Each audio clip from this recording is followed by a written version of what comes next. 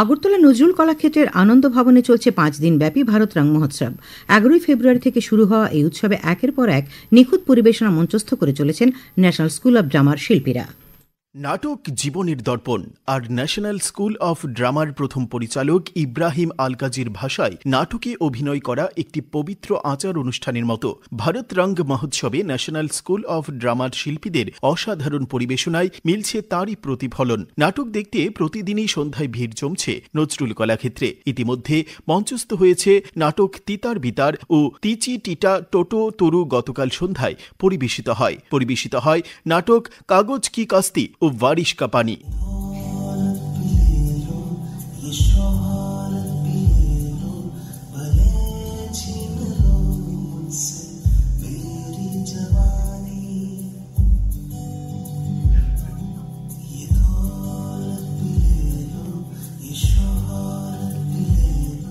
উৎসবের অন্যতম এই নাটকটি পরিচালনা করেছেন সুন্দরলাল ছাবরা। কাগজ কি কাস্তি ও বারিশ কা পানি নাটকটি মুন্সী প্রেমচাঁদের দুটি গল্প, চোরি এবং বড়ে ভাই সাহেবের একটি নাট্য রূপান্তর। দুটি গল্পই শৈশব এবং তার স্মৃতিকে ঘিরে আবর্তিত হয়।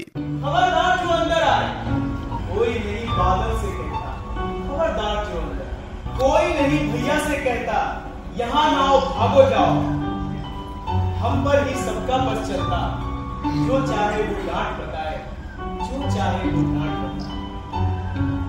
নাটকে শিশুদের সমস্যা, আনন্দ এবং শিক্ষার সাথে সম্পর্কিত উদ্বেগগুলিকে অনবদ্য দক্ষতায় তুলে ধরেন দিল্লির এনএসডির শিল্পীরা। নাটক শুরুর আগে আনন্দ ভবনের বাইরে পরিবেশিত মণিপুরী নৃত্য দর্শকদের দারুণ প্রশংসা কুড়িয়েছে।